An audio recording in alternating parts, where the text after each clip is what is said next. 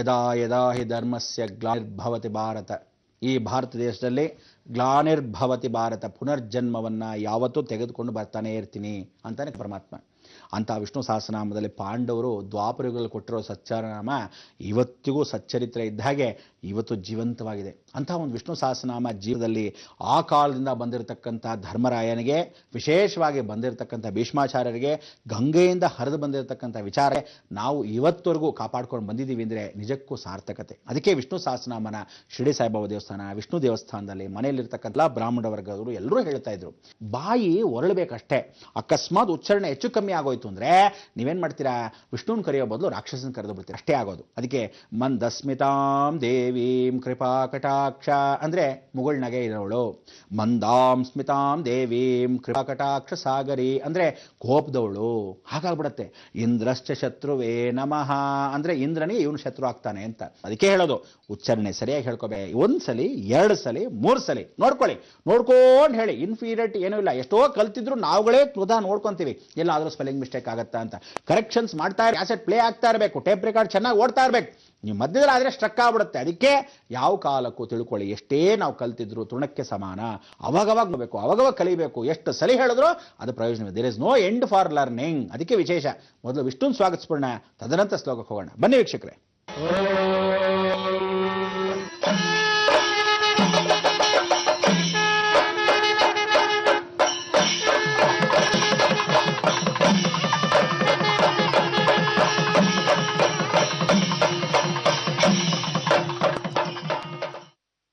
ವೀಕ್ಷಕರೇ, ಆ ದಕ್ಷಿಣಾಮೂರ್ತಿ ಮುಖಾಂತರವಾಗಿ ವಿಷ್ಣು ಸಹಸ್ರನಾಮಕ್ಕೆ ತಮ್ಮೆಲ್ಲರಿಗೂ ಆಧಾರದ ಸ್ವಾಗತ, ಸುಸ್ವಾಗತ. ಇವತ್ತಿನ ದಿವಸ ಆರಿದ್ರ ನಕ್ಷತ್ರ, ಪರಮಾತ್ಮನ ಕೃಪಾ ಕಟಾಕ್ಷ, ಸಾಕ್ಷಾತ್ ಈಶ್ವರನ ನಕ್ಷತ್ರ. ಆರಿದ್ರ ನಕ್ಷತ್ರ ಅಂದರೆ ಬಹಳ ಜನ ದುರಾಂಕಾರಿಗಳು ಏನು ಮಾಡ್ತಾರೆ, ಓ ನನಗೆ ಈಶ್ವರ ನಕ್ಷತ್ರಪ್ಪ ಅಂತಾರೆ. ಕೆಲವರು ಶ್ರವಣ ನಕ್ಷತ್ರ ಅಂದ ತಕ್ಷಣ ಮಹಾವಿಷ್ಣು, ಓ ನಾನು ಮಹಾವಿಷ್ಣು ನಕ್ಷತ್ರಪ್ಪ ಅಂತ. ಏನು ವಿಷ್ಣು ಇದ್ದಂಗೆ ಆಗ್ಬಿಡಕ್ಕ ನೀವು? ಸಾಧ್ಯ ಇಲ್ಲ. ಈಶ್ವರನ ಥರ ಆಗಕ್ಕತ್ತ? ಅಯ್ಯೋ, ಸದ್ಯ ಹೆಸರು ಏನೋ ನಕ್ಷತ್ರ, ಅವ್ರ ನಕ್ಷತ್ರಗಳು ನಮಗಿದೆಯಲ್ಲ ಅಂತ ಎಷ್ಟೋ ಜನ್ಮದ ಪುಣ್ಯ ಮಾಡಿದ್ರೆ ಭಾಗ್ಯ. ಆ ನಕ್ಷತ್ರ ದಿವಸ ನೀನು ಹುಟ್ಟಿರ್ತೀಯ, ಆ ಜನ್ಮದಲ್ಲಿ ನೀನು ಅವನ ಹೆಸರು ಹೇಳ್ಕೊಂಡು ಬದುಕಿದೀವಿ, ಅವನು ಹಾಕಿರೋ ಭಿಕ್ಷೆ. ಅದಕ್ಕೆ ಆರಿದ್ರ ನಕ್ಷತ್ರ ಅಂದ್ರೆ ಅರ್ಧ ಈಶಾ ಅಂತ. ಆರಿದ್ರ, ಅದಕ್ಕೆ ಆ ರಿದ್ರ ಅಂದ್ರೆ ಶಕ್ತಿ, ಶಕ್ತಿ ಯೋದ್ಧ ಯಾರು? ಈಶ್ವರ. ಅದಕ್ಕೆ ಆರಿದ್ರ ನಕ್ಷತ್ರ. ಇದಕ್ಕೆ ಆರಿದ್ರ ನಕ್ಷತ್ರ ಎಲ್ಲಿ ಅಂದ್ರೆ ನಾವು ಮಿಥುನ್ ರಾಶಿ ಅಂತೀವಿ, 50-50. ಅದಕ್ಕೆ ಬುಧನ ಮನೆ. ಬುಧ ಬಂದು ಹುಟ್ಟಿರೋನು ಯಾರಿಗೆ? ಒಂದು ಗುರುಗೆ ಮಗನಾಗಿದ್ದಾನೆ, ಚಂದ್ರನ್ ಹುಟ್ಟಿದವನು ಅಂತ. ಕಲತ್ರಕಾರಕನಾಗಿರೋರೇ ಎಷ್ಟೋ ಜನ ಬ್ಯಾಂಕಲ್ಲಿ ಕೆಲಸ ಮಾಡೋದು. ಬ್ಯಾಂಕಲ್ಲಿ ದುಡ್ಡು ಇರಬೇಕು, ಲೆಕ್ಕಾಚಾರನೂ ಹಾಕಬೇಕು, ಬುದ್ಧಿ ಇರಬೇಕು. ಸ್ವಲ್ಪ ವೀಕ್ ಮೈಂಡ್ ಆಗೋದ್ರೆ 100 ರೂಪಾಯಿ ಕೊಡೋ ಜಾಗ 1000 ರೂಪಾಯಿ ಕೊಟ್ಬಿಟ್ರೆ ಮುಂಡಾಮೋಸ್ತು. ಅದು ಈ ಕಾಲದಲ್ಲಿ ಬಂದಿದೆ ನೋಡಿ, ನೋಟ್ಗಳು, ಕಾಯಿನ್ಗಳು, ಕರ್ಮ. 10 ರೂಪಾಯಿ ಅಂತೆ. ಆ 10 ರೂಪಾಯಿ ಬಿಲ್ ಏನಾದರೂ ಕೊಟ್ಬಿಟ್ರೆ ಯಾರಿಗಾದ್ರೂ 10 ರೂಪಾಯಿ ಕೊಟ್ಟಿರೋ ಗೊತ್ತಾಗಲ್ಲ, 1 ರೂಪಾಯಿ ಕಣೆ ಅನ್ನೋದು ಆಗ್ಬಿಡುತ್ತೆ.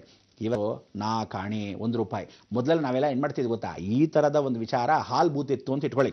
ಆ ಹಾಲ್ ಬೂತಲ್ಲಿ 2-4 ಆಣೆ ಸೇರಿಸಿದ್ರೆ ಅವ್ನ ಕಾಯಿನ್ ಥರ ಇರ್ತಿತ್ತು. ಅದಕ್ಕೆ 2-4 ಆಣೆ ಸೇರಿಸ್ಬಿಟ್ಟು ಭಾಳ ಜನ ಗಮ್ ಅಣಿಸ್ಬಿಟ್ಟು ಹಾಕ್ಬಿಡೋರು, ಹಾಲು ಬರಲಿ ಫ್ರೀ ಆಗಿ ಅಂತ. ಎಷ್ಟು ಜನ ಹಿಂಗೆ ಮೋಸ ಮಾಡಿದ್ರು ಕಣ್ಮುಂದೆ ನಾನು ನೋಡ್ತಾ ಇದ್ದೆ.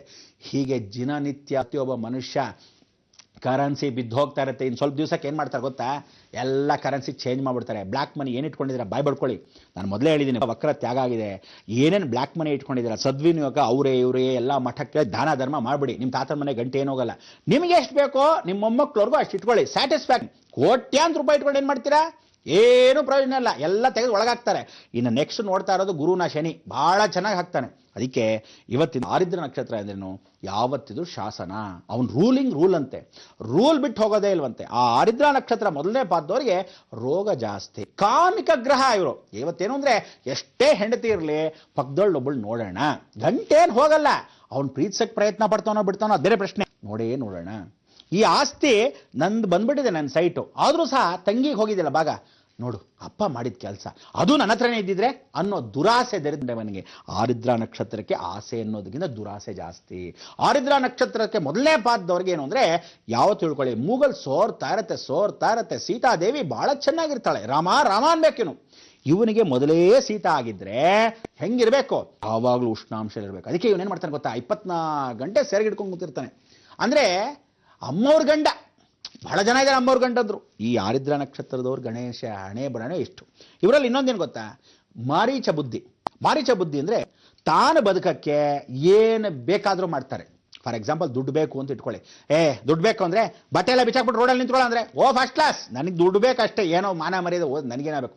ಈ ಆರಿದ್ರ ನಕ್ಷತ್ರ ಬುದ್ಧಿ ಹೀಗೆ. ಇದಕ್ಕೆ ಈ ಆರಿದ್ರ ನಕ್ಷತ್ರದವರಿಗೆ ಬುಧನ ಬುದ್ಧಿ ಎಲ್ಲ ಜಾಣ ತುಸ್ಸ ಕೋಣ. ಅದಕ್ಕೆ ಇವರು ಬುಧನ ಮನೇಲೇ ಇರೋದ್ರಿಂದ ಗ್ರಾಫಿಕ್ ಆಗಿ ಜ್ಞಾಪಕ ಇಟ್ಕೋಬೇಕು. ಏನು ಅಂದರೆ ಜೀವನ ನಂದಿಷ್ಟೇ, ನನ್ನ ಮನಸ್ಸು ಕೆಟ್ಟೋಗೋಕ್ಕೆ ಕಾಡ್ತಾ ಇರ್ತಾನೆ, ಆದರೂ ನಾನು ಹಾಗೆ ಹೋಗಬಾರ್ದು, ಬುಧನ್ ಥರ ಗುರು ಜೊತೆಗಿರಬೇಕು. ಅದಕ್ಕೆ ಬುದ್ಧಿ ಸ್ಥೀಮಿತದಲ್ಲಿ ಇಟ್ಕೊಳ್ಳೋಕ್ಕೆ ಏಕೈಕ. ಬನ್ನಿ ಹೇಳ್ಕೊಂಬೇಡ, ಬನ್ನಿ ಹೋಗೋಣ. ಮರೀಚಿರ್ದಮನೋಹಂಸ ಸುಪರ್ಣೋ ಭುಜಗೋತ್ತಮಃ ಹಿರಣ್ಯನಾಭಸುತಪಾಃ ಪದ್ಮನಾಭಃ ಪ್ರಜಾಪತಿಃ. ಮರೀಚಿರ್ದಮನೋಹಂಸ ಸುಪರ್ಣೋ ಭುಜಗೋತ್ತಮಃ ಹಿರಣ್ಯನಾಭಸುತಪಾಃ ಪದ್ಮನಾಭಃ ಪ್ರಜಾಪತಿಃ. ಪದ್ಮನಾಭ ಪ್ರಜಾಪತಿ ಅಂದರೆ ಇವನು ಯಾವಾಗ ಅಲಂಕಾರ ಪ್ರಿಯ ಅಂತ ಸ್ವಲ್ಪ ಕನ್ನಡಿ ಮುಂದೆ ಜಾಸ್ತಿ ನಿಂತ್ಕೊಂತಾರೆ. ಆರಿದ್ರ ನಕ್ಷತ್ರ 1, 2, 3, 4 ಎಲ್ಲನೂ ಆರಿದ್ರ ನಕ್ಷತ್ರದವರು ಸಾಧಾರಣವಾಗಿ ಅಲಂಕಾರ ಪ್ರಿಯರು, ಸ್ತ್ರೀ ಲೋಲಗಳು. ಇವತ್ತಿನ ದಿವಸ ಮಾಜಿ ಮುಖ್ಯಮಂತ್ರಿ ಕೂಡ ಹಾಗೇನೆ. ಅದಕ್ಕೆ ಏನು ಅನ್ಕೊಂಡ್ಬಿಟ್ಟಿದ್ದಾರೆ ಕೆಲವರೆಲ್ಲ, ಬಹಳ ಜನ ವಿಶೇಷವಾದ ದುರಾಂಕಾರಿಗಳು. ಏನು ಗೊತ್ತಾ, ನನಗೆ ಯಾವ ಗ್ರಹನೋ ಕಾಡಲ್ಲವೋ, ನಾನೇ ಆರಿದ್ರ ನಕ್ಷತ್ರ ಈಶ್ವರ ನಕ್ಷತ್ರ ಯಾಮಗಾರನ್ ಮಾಡ್ತಾನೆ, ನೀನು ಯೋಗ್ತೆಗಷ್ಟು ಬೆಂಕಿ ಆಗ್ತೋ ಮನುಷ್ಯ ನೀನು, ಸಾಧಾರಣವಾಗಿ ಈ ರೀತಿ ಎಲ್ಲ ಆಡಬಾರ್ದು ಅಂತ ಎಷ್ಟೋ ಜನಕ್ಕೆ ಉಗ್ದು ಹೇಳಿದೀವಿ ನಾವು. ಅದಕ್ಕೆ ಹೇಳೋದು, ಈಗಿನ ದಿವಸ ಯಾವತ್ತೂ ತಿಳ್ಕೊಳ್ಳಿ, ಯಾರು ತುಂಬ ಸೈಲೆಂಟ್ ಆಗಿರ್ತಾರೆ ಗೊತ್ತಾ, ನಂಬಲೇಬಾರ್ದು. ಬಡಬಡ ಅನ್ನೋರು ನಂಬೋದು. ತುಂಬ ಸೈಲೆಂಟ್ ಆಗಿ ಯಾರು ತಂಟೆಗೆ ಹೋಗಲ್ಲ, ಅವನಾಯ್ತು, ಅವ್ನ ಮನೆ ಆಯಿತು, ರೂಮ್ ಆಯಿತು, ಪಾಡಾಯಿತು, ಕೊನೆಗೆ ಕೈ ಹಿಡ್ಕೊಂಡ್ಬಂದು ನಿಂತಿರ್ತಾನೆ ಮನೆ ಬಾಗಿಲ ಮುಂದೆ, ನೋಡ್ದ್ಯಾ ನನ್ನ ಹೆಂಡತಿ ಅಂತ ಗೊತ್ತಾಗಲ್ಲ, ಸೈಲೆಂಟ್ ಡಬ್ಬ ನನ್ನ ಮಕ್ಕಳು. ಅದಕ್ಕೆ ಈ ಆರಿದ್ರ ನಕ್ಷತ್ರದವ್ರು ಹೀಗೆ.